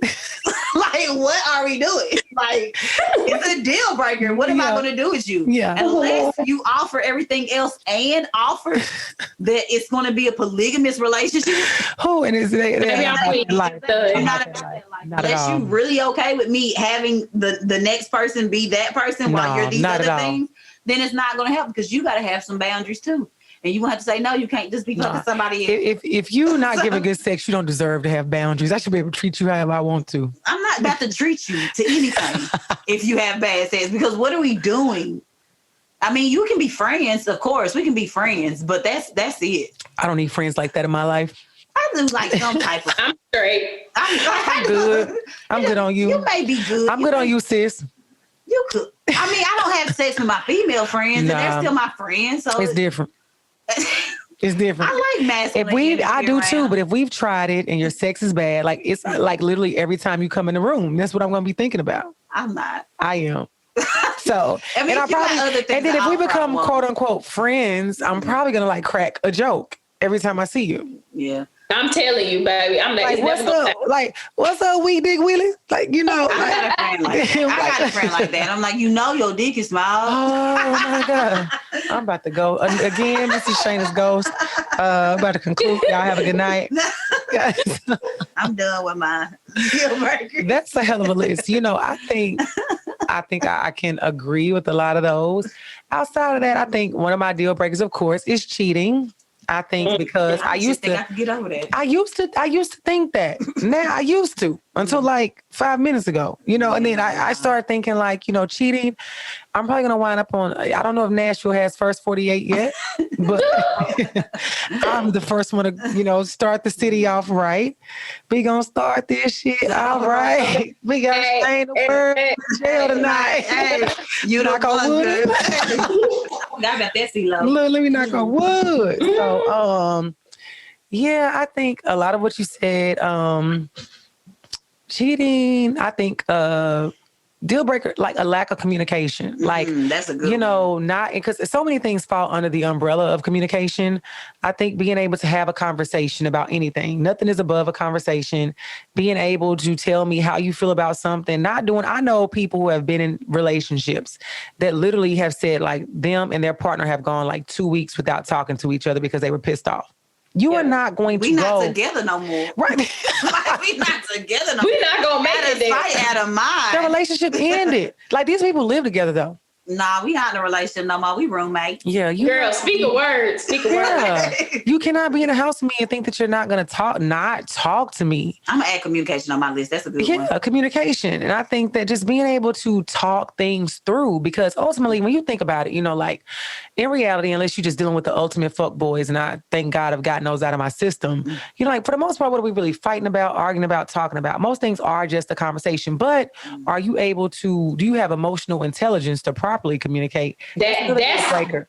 Yeah, that's the deal breaker right there, right? Emotional maturity goes hand in hand with that, because my thing is this: I've dealt with somebody before that if you had a feeling that they didn't think was valid, it was invalid. Like, why do you feel that way? Yeah. So it's like, we aren't always going to feel the same way about everything. Like, I still want to cry right now about the fact that Klay Thompson is out of the season. If y'all don't watch sports, he plays for the Warriors. He got hurt. He's out.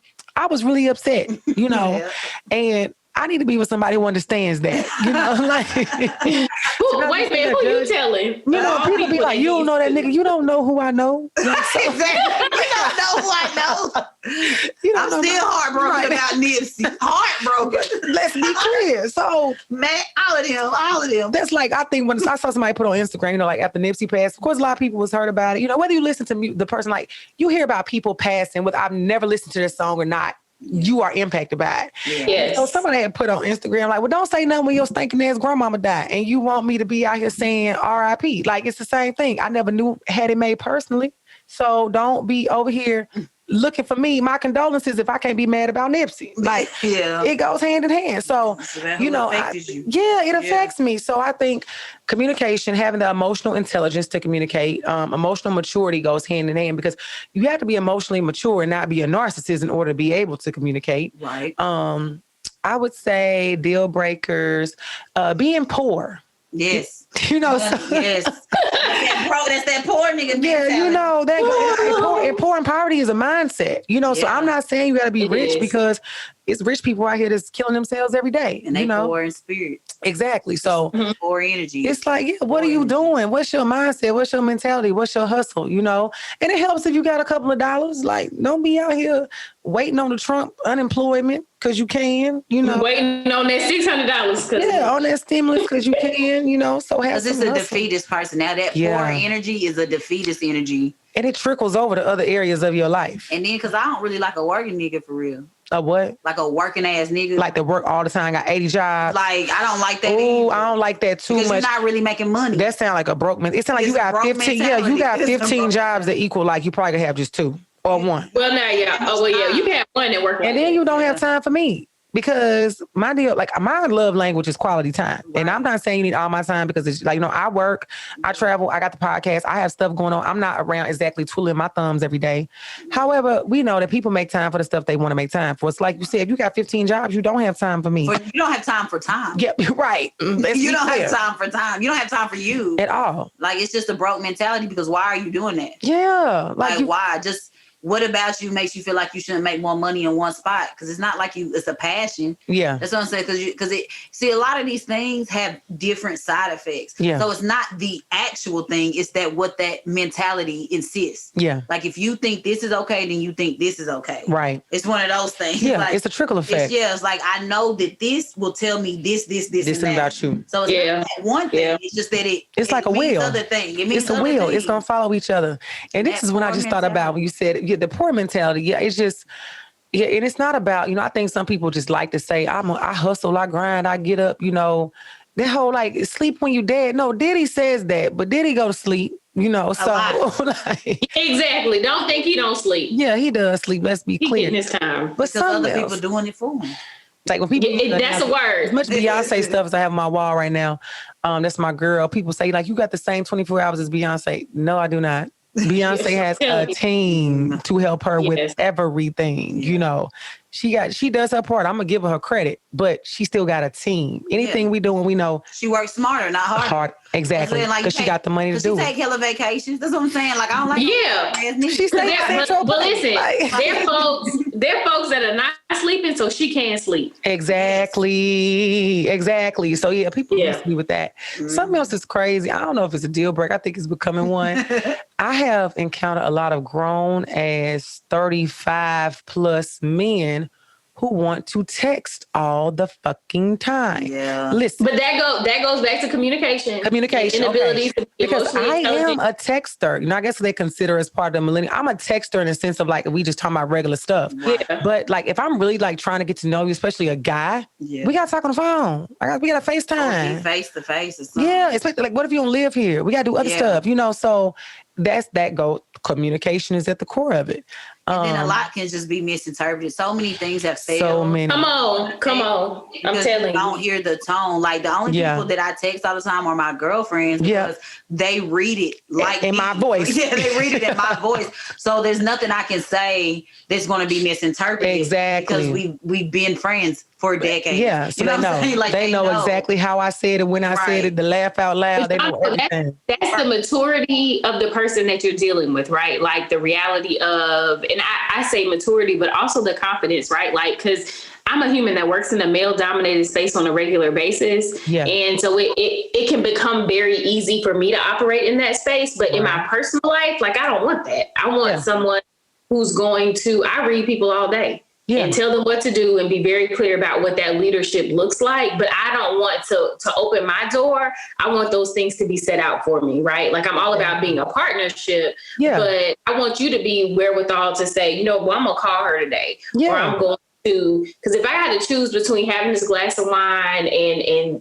decompressing the day and kicking it with my girls, to have to try to really come through to create this text message for you, I'm gonna go get these 8 hours of sleep. Exactly. So I can be up and work out, and then have to figure out how to figure you out on this text message. Right. We're going to misread it. And that's the other part of it. Like, I've dealt with people that I literally have given them the benefit of the doubt, had the conversation, told them what I'm looking for, and they still did it. Or even literally one guy tell me, like, you know, a lot of people tell me I text too much. Okay? Well, why you don't change your behavior, sir? You don't want to. So that's why I'm out. We talk about a deal breaker means I'm out. Yep. In this case, like, I'm not going to do it. But I think outside of that, I think a lot of what Bulli said, I'm trying to think, you know, other things that stand out. Yeah, that cheating, that communication, that not giving the time that I need, that poor mentality, because it's about a mindset. Because, you know, we can meet a lot of people that can make a lot of money, do a lot of things, but their mindset is so messed up that it's like they're not even enjoyable to be around, or they're arrogant, or it's just a lot of variables. Or also a deal breaker is somebody who tries to make me conform to their idea of what they think I should be. And I'm not talking about a person who wants me to improve in certain areas of my life for the betterment of me, because I'm all for that if it benefits me. But people that feel like, oh, you curse too much, or you talk too loud, or you do too much. What's do too much? Like, what's your definition of that? You know, those are people I found that have an idea of what they want their woman to look like, and they may like the way I look aesthetically, so they say, let me go get her and try to conform her into this way I think I want her to be on the inside, when I'm cool on where I am, and I'm cool on you for that matter. So, you know, y'all hit a lot of things that I thought that for sure were on my list. But one that I've recognized as I've gotten older is people being aware of their family dynamics. Like, people that are not, family is a huge thing for me, right? So a deal breaker for me is a human who does not have a relationship with their family, or is not working in the therapy space, or like not trying to repair some of that. Because for me, like, it's like, I just don't fool with my family, or I don't fool with my mama. Like, exactly. Yes. And I mean, I think that it's fine to set boundaries and to do those things. But if you explain to me that, hey, I'm in therapy and I'm trying to work through those things, then fine. But I don't want to have to, you have a relationship with your family, or arrange for you to have to go see them, or to create communication spaces for you, or to feel like I'm adding another thing on my plate for you to manage this relationship that's also important to me and our future children. Those things, like, I don't want to have to do, right? Like, I operate in a space where I teach people every day the appropriate behaviors and things to have. I don't want to do that in my house every day, right? I don't want to teach you how to communicate, or teach you how to have respect for these people or individuals. So for me, like, that's I'm not going to be able to do that, right? So, like we talked earlier, like, my thing is, like, I need you to love your mama, love God. And I use the term mama in an all-encompassing, right? I need you to love these humans, that you can love people and not fool with them. And what if you encounter somebody that's like, you know, my mom abused me, or my dad abused me, and, you know, that's why I don't mess with them? Do you feel like, you know, they need to be in therapy trying to work through that so that they can get better for themselves? Or do they need to be in some kind of therapy to work through it, to get back to that relationship with their parents, to forgive them? I think it's more probably the self perspective, right? I won't be very specific about how I've lived through a particular experience like that. But I think I've lived through it in a couple of different ways, right? I've never dealt with my issues and my experiences with those humans. And I've seen how it trickled down to, you know, like, spouse to children, and those become generational curses or experiences, right? That just kind of permeate because we don't deal. So for me, it's a deal breaker, because I don't want that experience, right? Having lived that, for me, you're either going to have to work through it for yourself, Right. Or I would never be a person that forces a relationship on someone, but I think that you need to get clear about how you feel about it for yourself so that we can be in a relationship. Okay. Because I've seen the remnants of not ever dealing with it, and it's not good. It shows up in a crazy way, in a negative way. It's never going to show up in a good way. For sure. What would you say your like number one boundary is?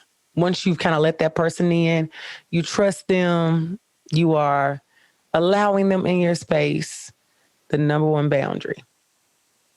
Loyalty is huge for me. I don't care if we like in a romantic relationship, like I'm trying to make you my man, like we going down the road, or we are like it's a friendship. For me, it's completely loyalty. Okay. So the moment that I figure out that you have crossed the boundary of you, like I'm a person, and all of my friends will tell you this: if I don't fool with said human, you need not to fool with them. If you do, then we just done. Like again, cut off queen reemerges. Yep.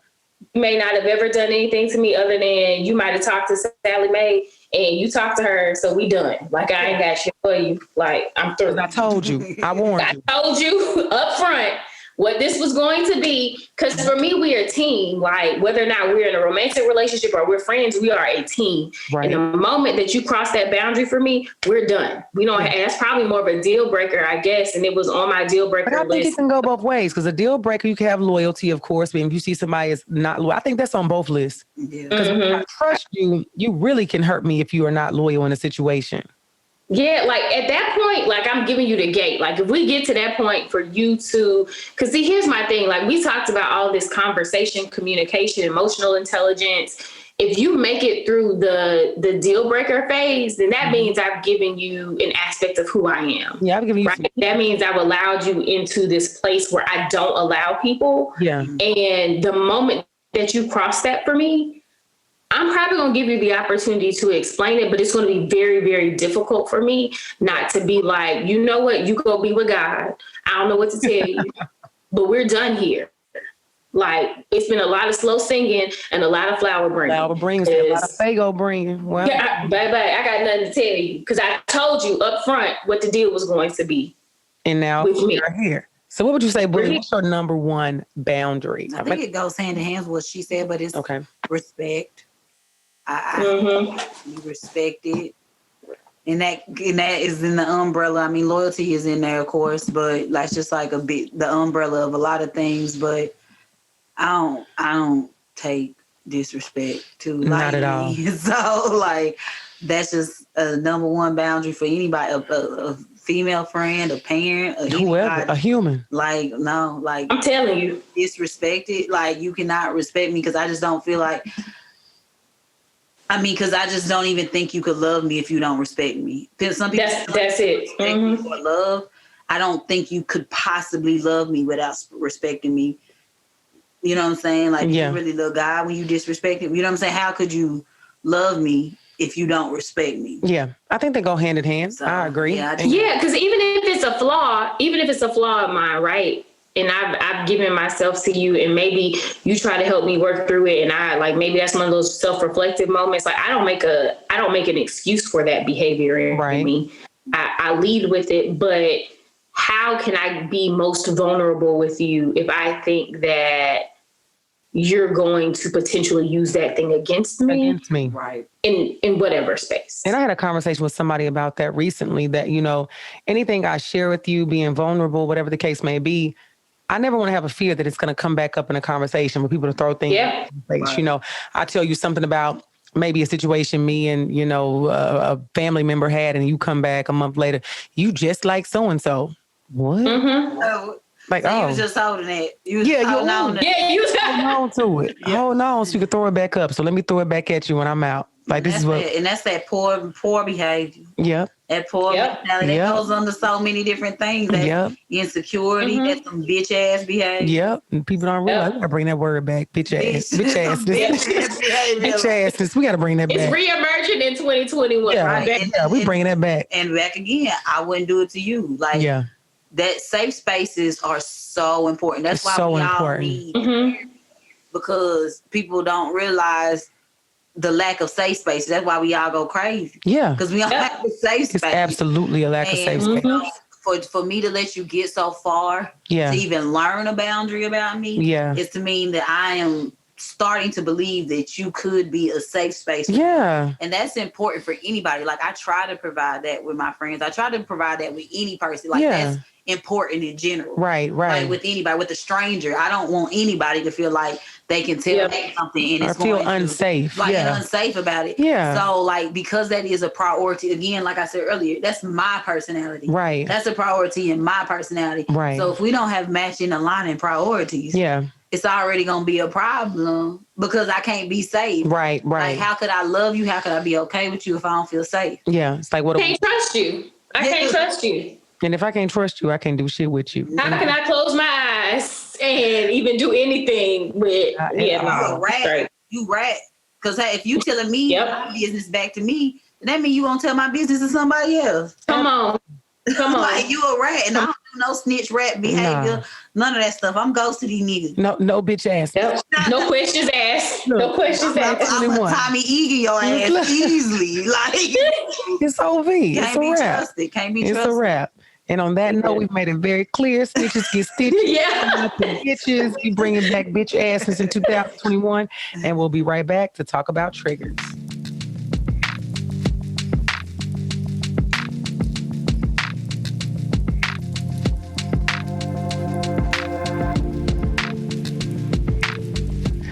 And we're back. So we have talked a lot about what boundaries and deal breakers look like. And I think you all should have a pretty good idea of what those things look like, what they sound like, what they feel like, and how you can maneuver and introduce them in your life and your relationships if you have not already, or how you can improve those. So I want to go on to something that I think people really don't talk about enough, but it's definitely, I feel, related to boundaries and deal breakers. And that would be triggers. So according to relationshipsuite.com, emotional triggers are hot buttons that elicit powerful negative emotions. Emotional triggers can develop from insecurities or times when others hurt you in the past. The reason why they are so troubling is that often they make you react. They make you react instead of calmly discussing what's bothering you with your partner. Would y'all agree with that? Mm-hmm. On a basic level? Okay. I want to put that out there. So how would you all say, you could talk from your personal experience. I was going to say, how do people identify their triggers? How did you all come into knowing like what your triggers were? Was it just experience? Was it research, knowledge? Like, what really got you to that place to know like, okay, this is a trigger and this is where it's come from? I'm pretty emotionally intelligent. Okay.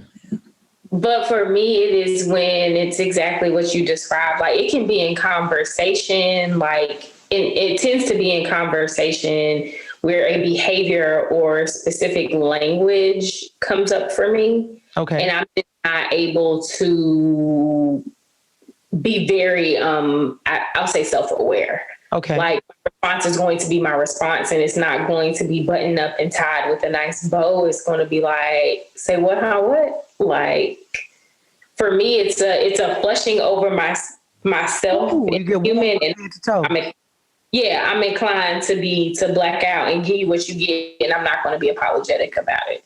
And I think I can relate to that. I think for me, identifying triggers came from a place of repeatedly encountering very similar situations where like I immediately got super angry. Like I'm not an angry person. Like I got mad. I got super upset. And what I found with my triggers is when a person would touch them or hit that button, I would try to go to the end of the earth to make them feel as upset as they had made me feel. So if you made me mad at a level 10, I'm about to say, do whatever. You're going to reach 10. So I'm going to multiply. Yeah. Baby, I'm going to send you to 20 and send you're not going to want to come back for more. Yeah. I'm going to emasculate you. Yeah. I'm going to, and I used to always wonder when people say like, oh, my mouth is something else. I used to think like, no, I really don't have a smart mouth. And somebody triggers you and it's like, oh, it's like you turn into Storm from X-Men, so it's like the room starts spinning, a hurricane comes above our head. And it's like, who is it? Like, that blackout, I don't even know who I am. But guess what?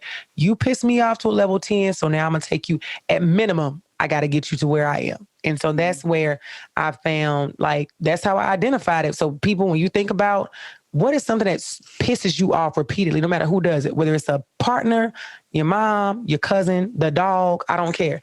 It's the same behavior they do, and it's different things, but they do it, and it takes you to a level 10 or whatever that level may be. So, Bulli, what would you say? How did you come to identify yours? I mean, the only thing that will get me that fired up into emasculation is disrespect. Like, I get that way with disrespect, but it's specifically disrespect. If it's like just other triggers, I am more in control, but I'm not in control of saying bitch or girl, fuck you, even though it's a man. So, I'll call him sis. I'm like, girl, fuck you. I'm going to say girl. So, like, just giving tips on how to pick them off.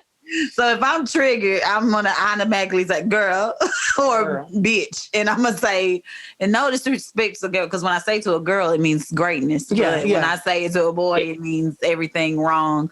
And those, like, anything that seems very lack of intelligence or just very stupid about mental health. Yeah. Like, mental health is a thing about me. So, like, if you just say something stupid, like anything that is just insensitive, stupid. Yeah. One time a guy was just like, I don't know, because we was talking about the pandemic, and I was just like, you know, some people need some people. The suicide rate is 300% since March. Some people, like, you know, now we in a state of, like, most therapy sessions are telehealth now. Yeah. Like, some people, that's not enough. Like, they need face-to-face. Like, they need face-to-face. They need to, like, sometimes a hug does make or break somebody. Right. Sometimes just somebody, you know, like these things. And I'm like, that's obvious to me. And that man was like, basically, well, somebody's going to commit suicide. You can't stop them.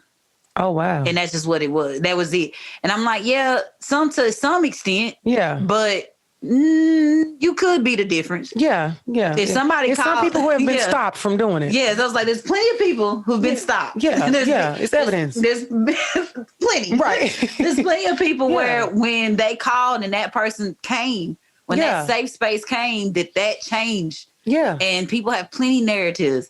And like, so like, I was triggered. Yeah. Like, I was triggered. I think that would have triggered anybody, because that was a I would have been triggered too. Yeah. It was a very stupid, very upsetting statement. Yeah. And so like, and it don't matter if it was a man, if it was my father, it don't matter who it is. Like, those types of things, like, that's like the lack of love. Like, if I see any type of, to me, that's an evil spirit. Yeah. Anything like that is just like an evil, ungodly spirit. So I'm very triggered by my enemy. Yeah. And if I, for 1 second, think you my enemy. Yeah. Then it's on. Then it's on, because I'm like, you like Lucifer. Yeah. So what's up? What's up?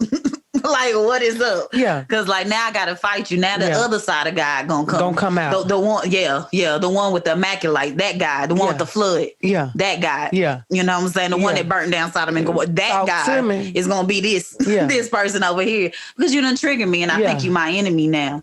And you gonna have to make me love you in a godly way. And sometimes that ain't nice. Yeah. And so so it don't always show up how you think it is when I say the word God. Yeah. Right. It's going to show up either way. It's still going to be love. Yeah. Bet you won't do it again. It's a different kind of love. So what would you say, like, once we identify what these triggers are, you know, what work have you all done to overcome them in like a healthy way? And not saying that we've all 100% recovered, because I haven't, but I think we are all doing the work to get to a better space with them, because we can't say a trigger is ever going to 100% go away. You know, maybe somebody can, but I can't. So what do those steps look like for you all to get to a healthier space with handling those situations? It depends on the credit. Okay. Yeah. Like, it just depends on the credit. Like, if I've been rocking with you, not necessarily 5 years, but like, if I spend a lot of time with you, the more time I spend with you, the more time we invest in each other, the more credit you accumulate. Right. So if you make a mistake like that, and I only know you for 3 hours, we done. So yeah, that ain't enough credit. That's just like, that's not enough credit. Yeah.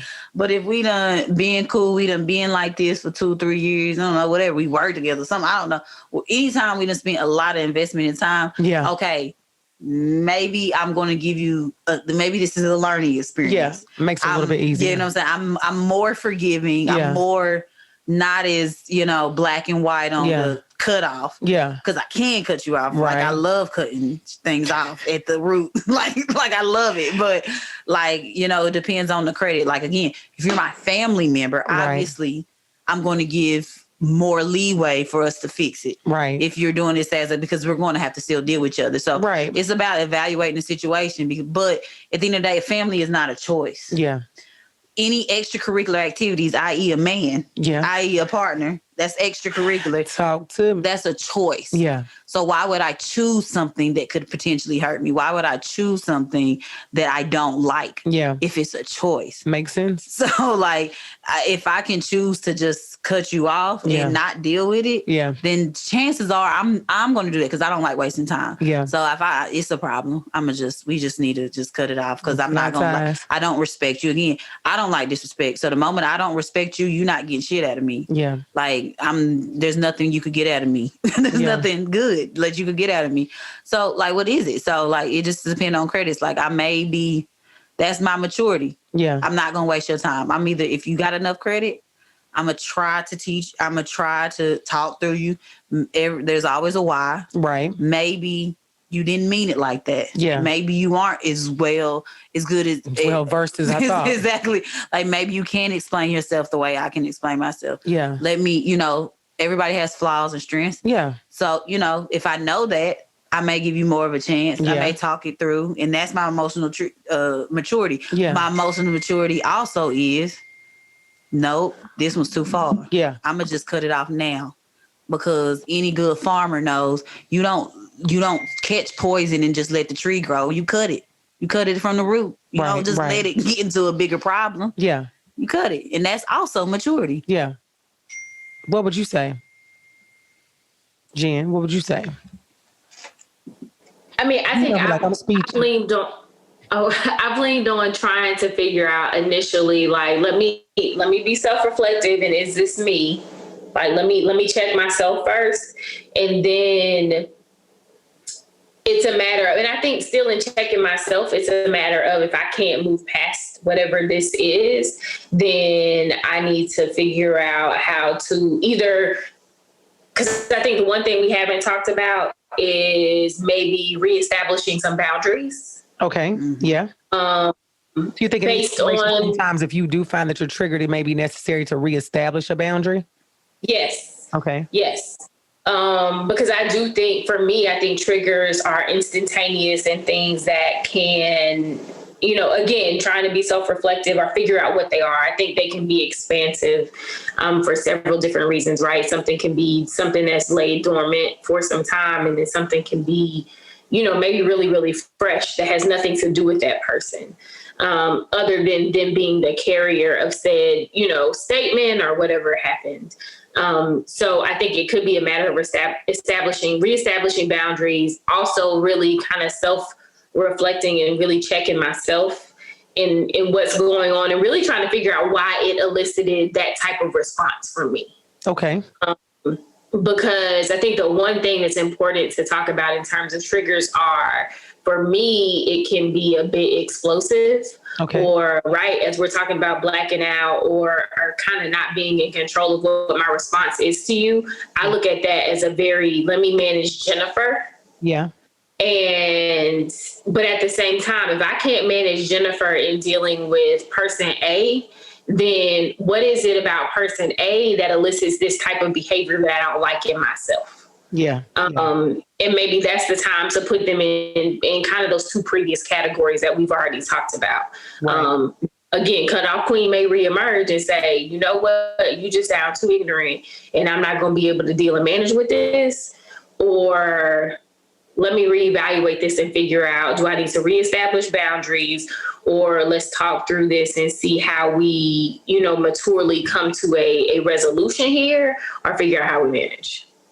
And I agree with that. So what would you say, the consequences are if somebody, all the things that you talked about make perfect sense. But what if a person is what are the consequences of not being aware of your triggers?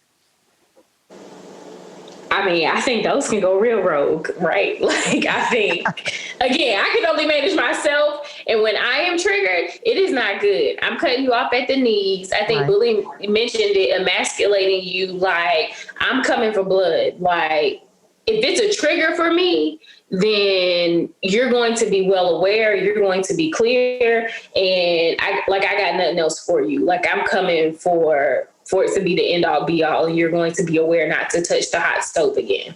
Ever. Like, so Bully, Jen just told us, like, basically, not being aware of your triggers is not going to end well. So what would you say for you in your experience, or for people, period? What do you think if a person is not aware of their triggers? Like, what are the consequences, or what does that look like? What do you have to gain from somebody that doesn't actually like you? Ooh. And that's just what that boils down to. So by you not knowing yourself, by you not knowing who you are, that means you don't know you. So inevitably, what that person likes is not you. Ooh, that's a word right there. So what they like is not you. Ooh. So what do you have to gain from having somebody that doesn't actually like you? Nothing. What are you going to do with that? How does that help you? How does that help anybody? And then you're just going to set yourself up for failure. And nothing you can, in this world, you cannot have anything that is not yours. Yeah. And vice versa. So what are you to gain if it's not yours? Why do you want something that's not yours? And why do you want something that doesn't like you? And why do you want somebody that does when somebody loves you back? I'm telling you. Sounds like it's time to move on. Ooh, you need to let it go. So tell us, earlier I was talking about how triggers I think they are connected to boundaries, because a lot of times when a person is a habitual line stepper, as we've established, and they cross the line over a boundary, it triggers you to chop them in the throat. So how would you all say, how are they connected? Is that the connection that crossing that line sets you off? Yeah, because it's just a respect thing. Okay. Like it's just very simple. Like, people have different things. You got to learn people in, different backgrounds, and you know what I'm saying? Like, you can go to some places and what they find offensive is not what you find offensive, just because of environment. So everything is a learning experience. That just don't mean just cut people off. You know what I'm saying? If you fall in love with somebody that's Middle Eastern, they're bound to have something different. Yeah. Like, you know what I'm saying? It's not necessarily a deal breaker. It's just like, y'all gonna have to establish boundaries because the upbringing is completely different. That's fine. But hold on, let me sidebar. If anybody listening, do y'all watch 90 Day Fiance? Come on, get that. Yeah. I'm over here thinking about, we're gonna have to do a whole episode on it. I'm over here thinking I'm telling you. And what's her boo name over in Jordan? Brace's Brittany. That's her. Yeah, what's her boyfriend's name? Is it Aladdin? Is that him? Something start with an A. That's Nicole. Hold on, let me go look. Aladdin. Yeah, find it real quick. Yeah. But if y'all don't watch 90 Day Fiance, please get into it, because these are people that, when people are watching 90 Day Fiance the other way, so these are Americans that go over to other, like, third world countries or other regular countries to be with the person that they've met online. And it's a Black girl that, is a social media influencer, clearly, Yazan. And so Brittany is her name, and Yazan is the guy that lives in Jordan, and he's Muslim, and they have all these traditions, you got to be covered up. You got to have a woman that you want to marry. She has to be a part of our culture, our lifestyle. And they have tequila in your bag. Yeah, all of that. But the whole series, she's fighting him like, why do I have to do what your parents say? Why do I have... Because that's just part of his background. First of all, it's his background. Something just seems wildly illegal about that show. But never watch it. Scam in the system. Predatorial. Exactly. Like, it just is a matter of love. Yeah. And you do have to learn people. Yeah. And everything. But if I tell you, it's just like with like white people white friends. Yeah. Particularly not white people. But if I tell you as my white friend, don't say the N-word, I don't like you. And you still do it. And you still do it. That means you don't love me. That means I've said that there. You don't respect me. And you don't respect me. And when someone says this hurts me, it is not your responsibility to tell them why it shouldn't hurt. Yep. It's not a big deal. You shouldn't take it that way. That's a trigger. That's a deal breaker. Yeah, you don't tell me why you deserve to hurt me. Yeah. After I've told you this hurts me, and you decide to take it further and say, well, this is why I deserve to hurt you. Yep. This is why I should be able to do this. Do not explain why I deserve to be hurt. It's not okay. That means you don't love me. So that's just what it is. Like, it's just that simple. Like, you have to have those things right there, and to cross that line or to cross that, it's just, what are we here for? You are a choice. Yeah. Like, at all times, choice. They are a choice and you are a choice. And I think in making these choices, do you all think it's a way, we talked a little bit about what it looks like to identify the triggers and overcome them in a healthy way. But do you all think there's a way to keep them in check, like to suppress them? Or is that even fair to yourself to try to? To suppress what? To suppress your triggers. I don't go ahead. I don't think it ever ends well. I think that at any moment you try to suppress yourself or a behavior or something that elicits an emotion in you, that's going to eventually rear its head. Okay. You have to make a determination about how much you have to lose and when you want that to happen. Okay. Because I don't think it ever works. I mean, I think we hear the story time and time again.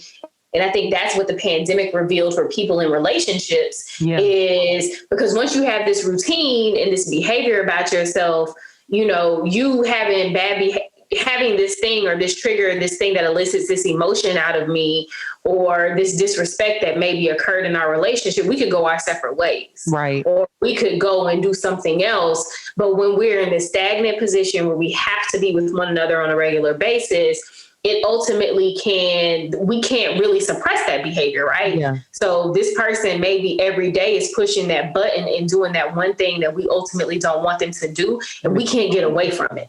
Yeah. You're confronted with yourself or that behavior at that moment. And so it is abusive. It's abusive. Yeah, it's abusive. It's toxic. I mean, it's like 2020 was the word of the toxicity, the toxic behavior.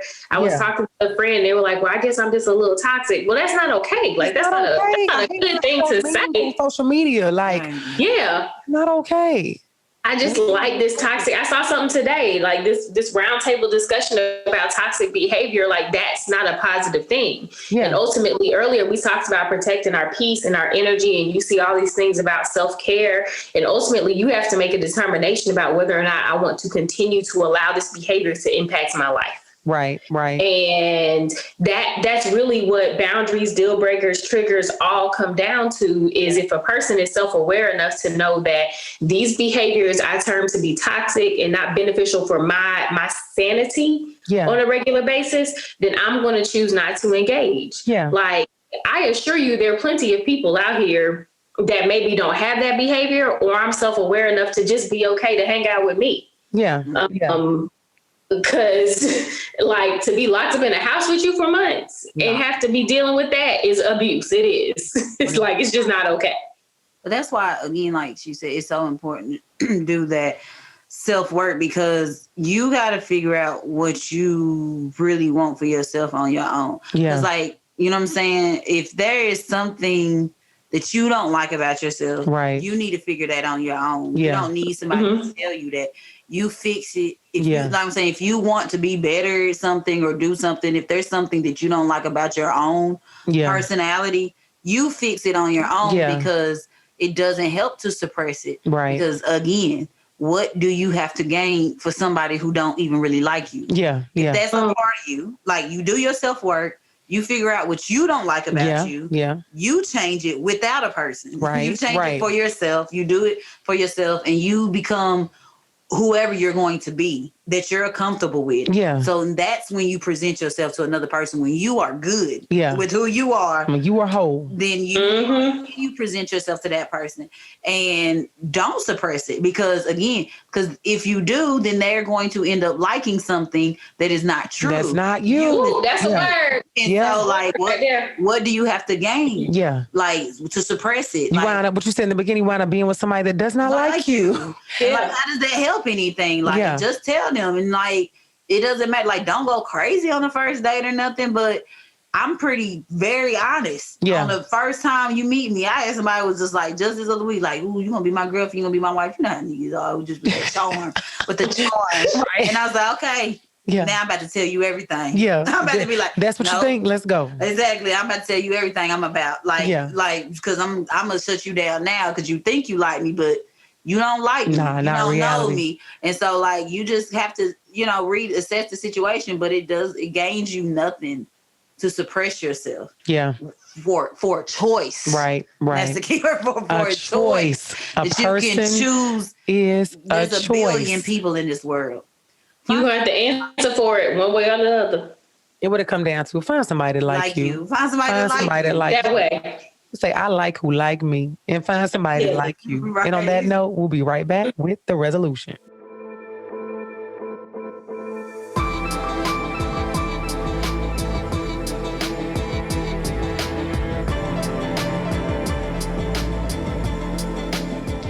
And now this brings us to the resolution segment. So for this one, I want you all to tell us, what are your final thoughts in regards to boundaries, deal breakers, and triggers?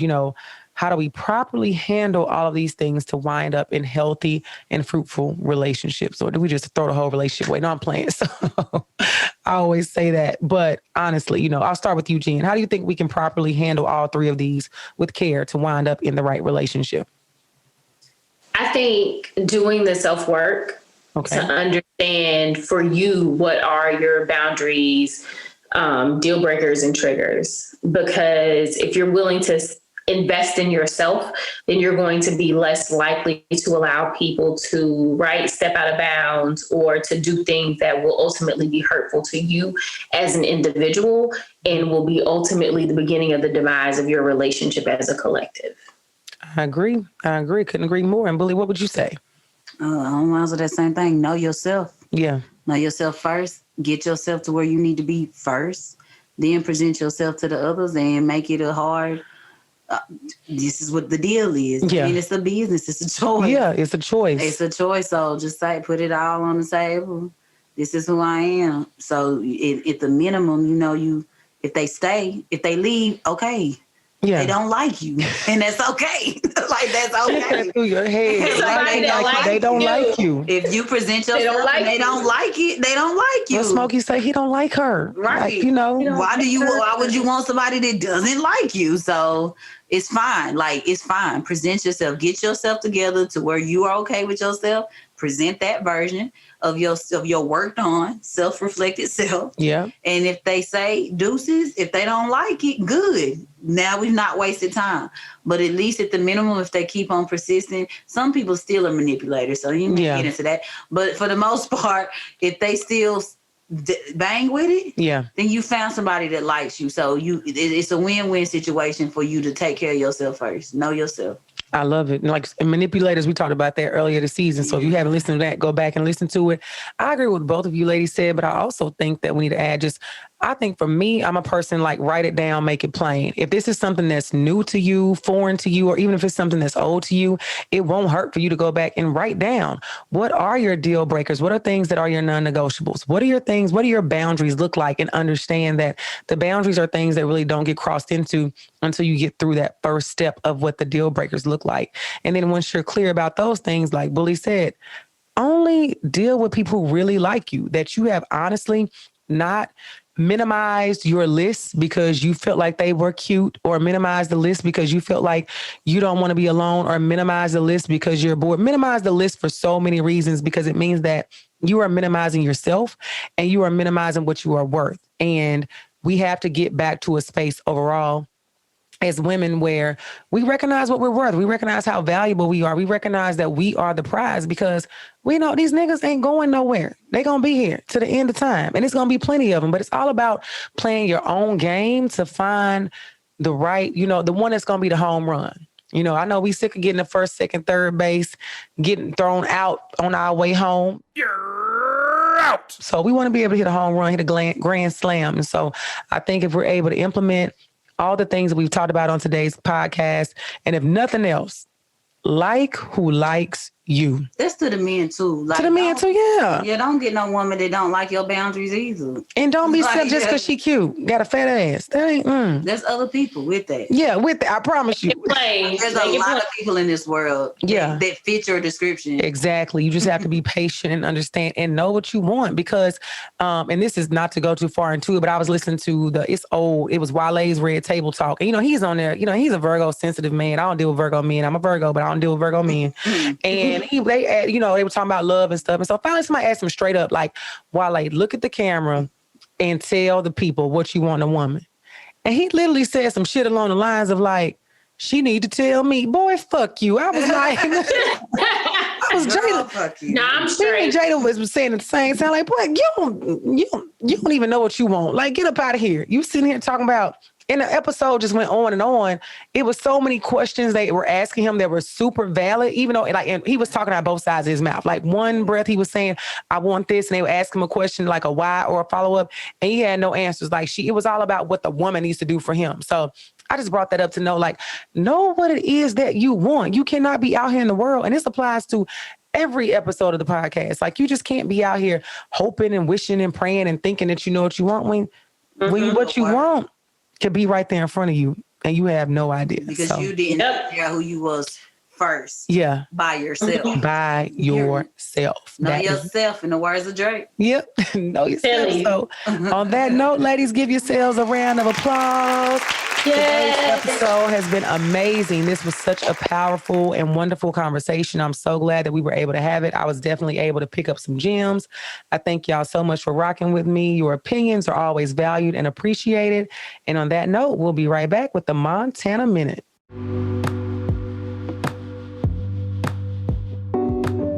And now this brings us to the Montana Minute. The first thing, being very aware, almost hyper aware of your deal breakers and boundaries is of most importance before you enter a relationship. Even before you start dating, make a list and check it twice. The next thing, stand your ground on those deal breakers because they set the tone for your relationship. And if a person is a habitual line stepper when it comes to deal breakers, they for damn sure will be the same when it comes to boundaries. And boundaries being crossed is even more of a red flag because they activate your triggers.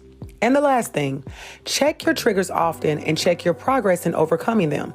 They are a part of who you are, but they don't own you, and you can push through them to still find the love that you desire. So don't forget to visit our website at www.tobesingleornottobe.com and join our email list so you can stay up to date with all of the podcast happenings. And now, I leave you to decide, to be single or not to be. That is the final question. Signing off, yours truly, Shanna Montana.